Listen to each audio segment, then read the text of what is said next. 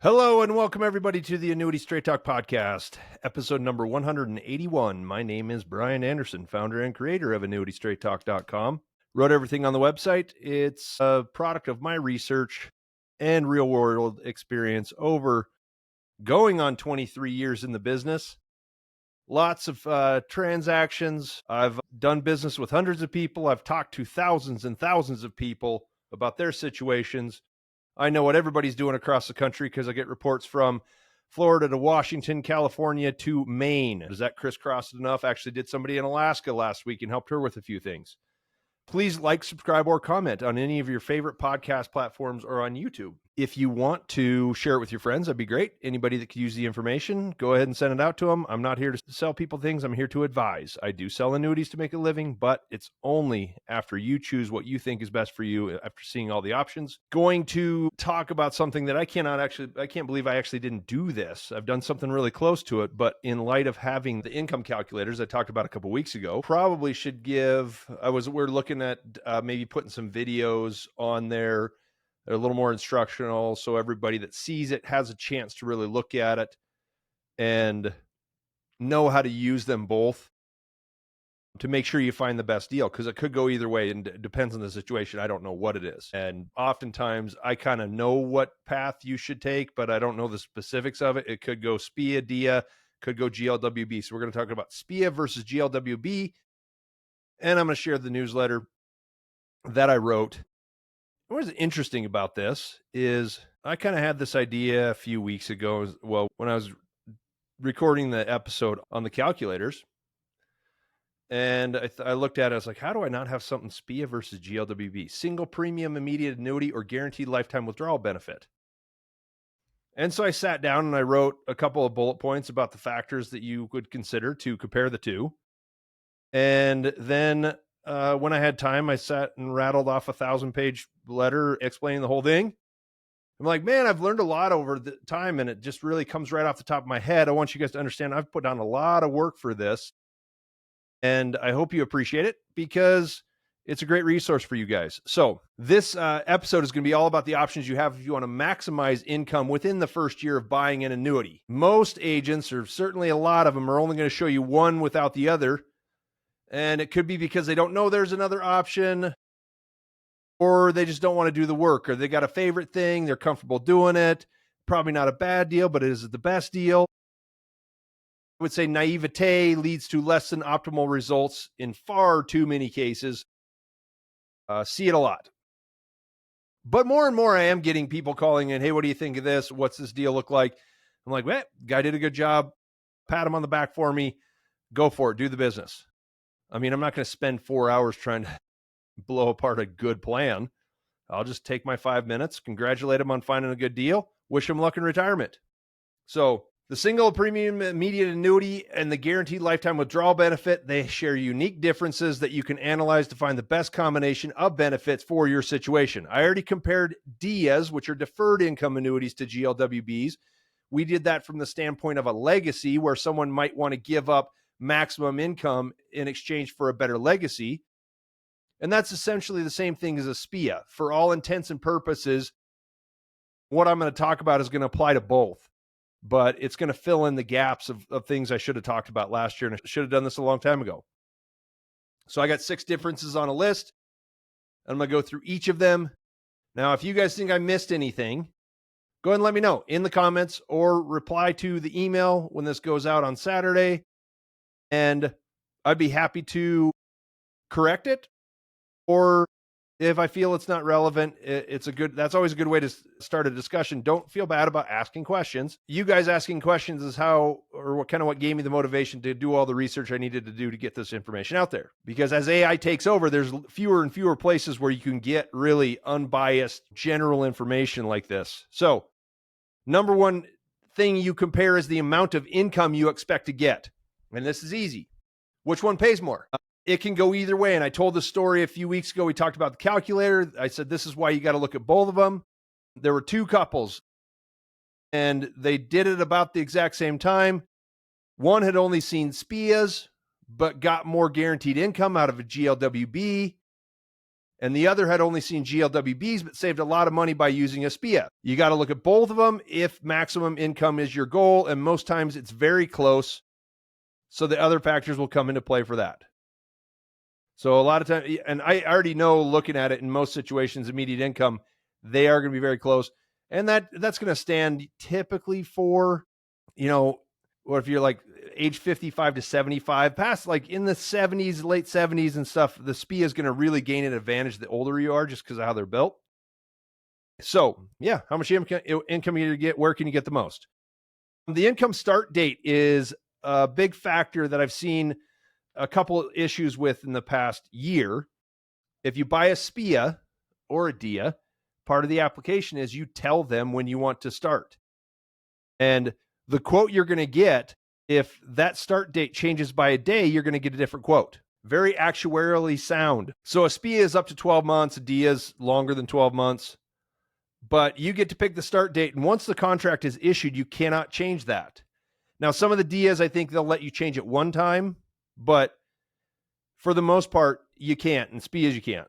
With the GLWB, you do not elect income until you want to start receiving it. I talked to a guy this morning who is looking at neck and neck with two contracts. The SPIA pays a few $100 more per year than the GLWB, and he wants to start it in 6 months because he's quitting his job. But he said, there might be another opportunity. What if I decide I don't want to take it in 6 months? In that case, the SPIA, he'd be locked into that payment, which he decided is not a deal breaker, because he could then, if he gets a job, he could have a 401k, maximize it, and deduct a lot of that income, or basically offset that income with contributions and just build it up.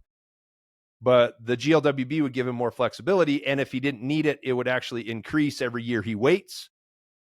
So that's a nice thing about GLWB. You give the nod to that if the two payments are identical and that's important to you. One couple bought a SPIA to bridge the income gap until they wanted to take Social Security. Most of you guys know that I usually recommend taking Social Security as early as you can get it, but the other factors they had at play here, it made sense to spend the money, delay Social Security for several different other reasons. But they were going to have a 7-year SPIA that started 6 months after they bought it or so.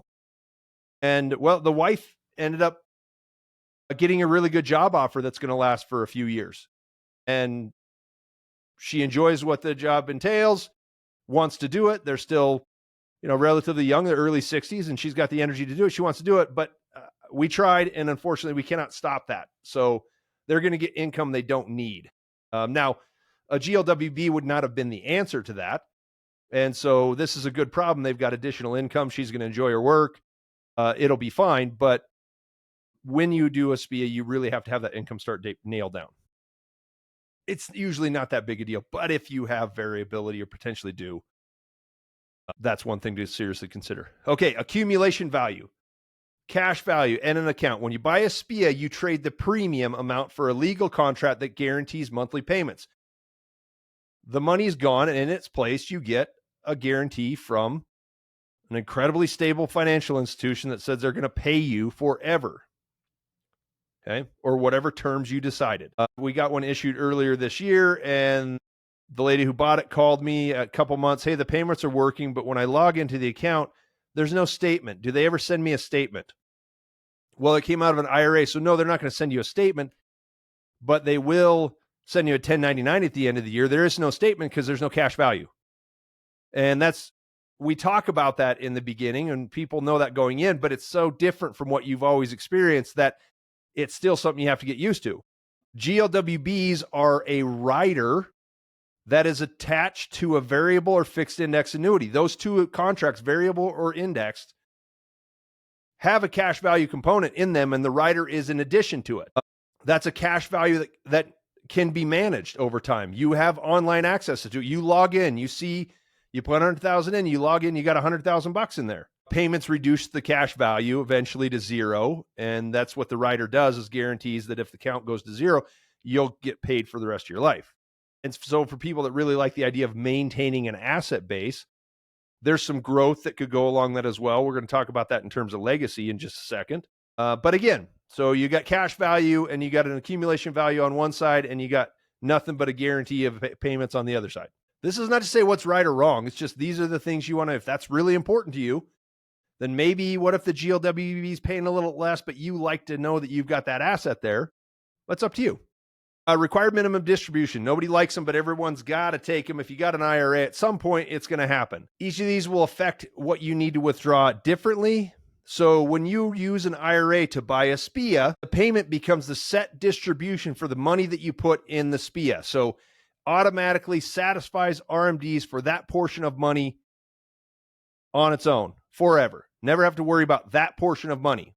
The payout is higher than what you would have to take if you just had a cash balance of that, but it's still set to that higher amount, and you can't use that additional to offset what's required from another IRA, because most times people are not moving their entire IRA to this.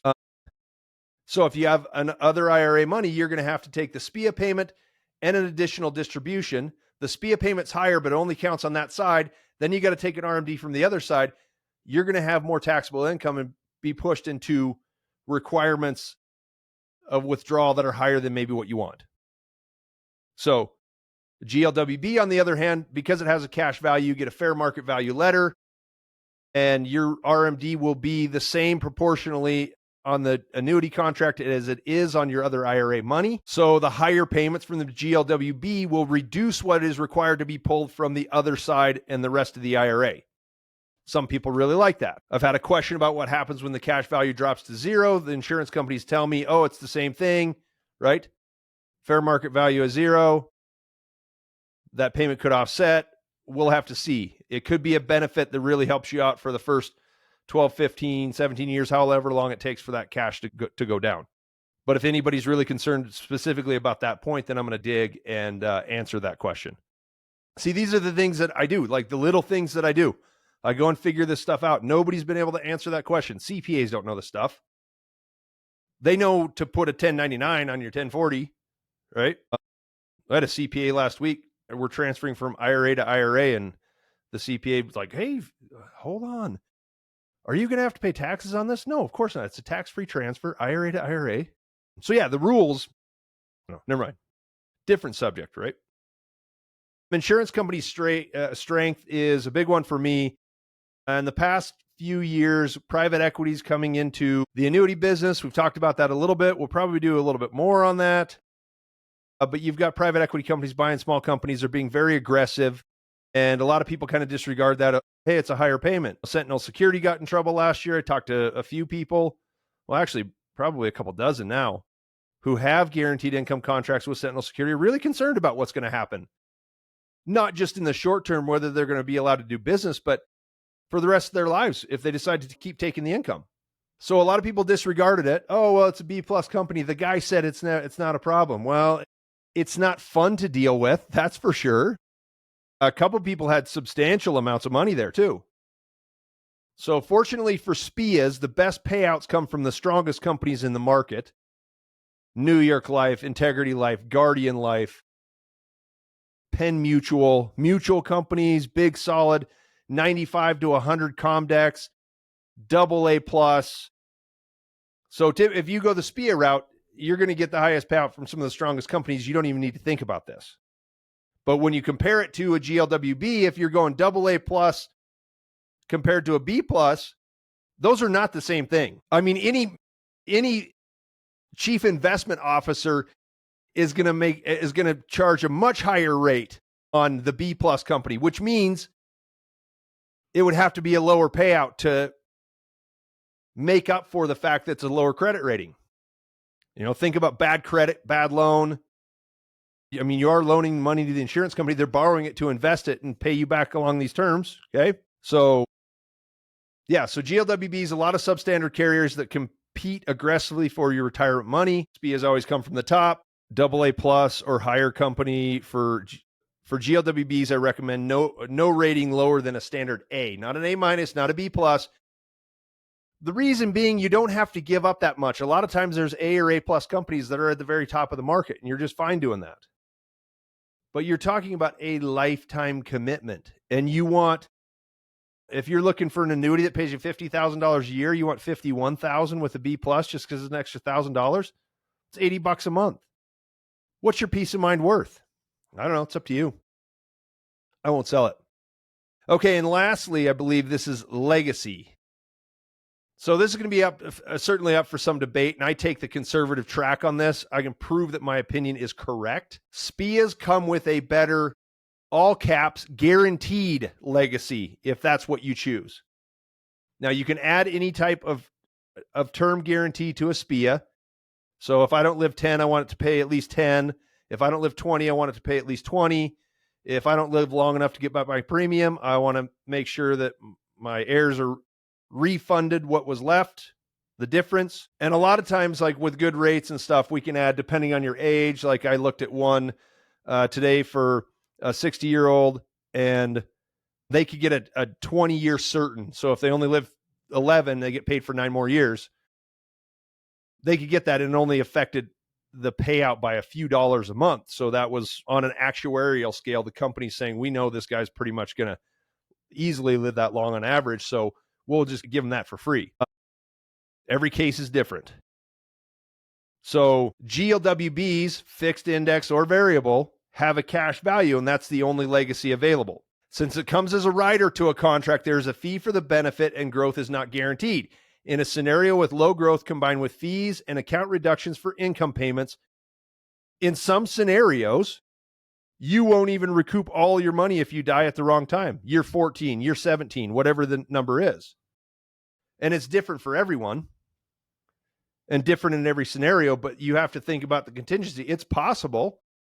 Now you get the guaranteed income and all that stuff, but in comparison to a SPIA that can be guaranteed for at least 20 years, with a 6-7% payout, that doesn't just guarantee the money comes back, it guarantees a profit as well. Now, on a fixed index or a variable annuity, if there's good performance in the underlying account, then you will do just fine, but it's not guaranteed. That's where I win the argument. What's guaranteed? Some variables do really well when the market's good. They're exposed to the market, so you can go up and down, but with a strong market in the past 10 years, they've looked really good. I know some people taking their guaranteed lifetime income payments, and they pulled the income, and they've got even a little bit more money than they started with 8-10 years ago when they started drawing out. So these are just factors to consider. There's 6 of them, okay? The amount of income you get, the income start date, the accumulation value, how it's going to affect your required minimum distributions, the strength of the insurance company, and the type of legacy you want to leave. I'd say about 90% of the time, people only consider maximizing the income payment. And because if we're doing it right with the portfolio management, it's a piece of the portfolio. We can prove enough growth on the other side that legacy is kind of taken care of. And some of those things aren't as big a concern. But in the few other cases where one or the other of these might be important to you, it might have you swap sides to do either one. When you make an appointment with me, I have no way of knowing which is the best option. I can typically tell pretty quickly, yeah, guaranteed income would be a very good option for you. But until I figure out exactly what you want and all of your goals and how these fit into what you're trying to do, can I actually recommend something and say, I think this is your best path? But you'll get to see both sides of it and make your own decision with me. So you guys can use this as a list to see where your priorities are and realize that there are a lot of advisors that are not going to show you both sides. I've actually got full disclosure in a calculator, a live calculator that works and is accurate to the market right on the website. You may be leaving money on the table or moving forward if doing so without a key benefit that's important to you. This website keeps all of us honest, including me, especially me. So hold me to it. Episode 181, SPIA versus GLWB. My name is Brian Anderson. Like, subscribe, or comment on any of your favorite podcast platforms or on YouTube. Schedule a call, top right corner of any page on AnnuityStraightTalk.com if you want to talk about your situation. Get it figured out. I'll give you a look at every single option you could possibly hope to see. I'm going to save you time. It's the same thing you're going to get if you went and had 12 to 15 individual meetings with people all over the place. Brokers, investment advisors, insurance guys, dinner seminars. I don't know. You want the free steak? Go get the free steak. You want to make it easy? We'll do it right the first time. I appreciate you guys joining me. I'm looking forward to an episode next week. I think I'm going to talk about something I got called on a while back that was, hey, people that own income annuities live longer. So there's a little foreshadowing for you guys. But thanks for stopping by, and I'll see you next week. Okay, have a great day, guys.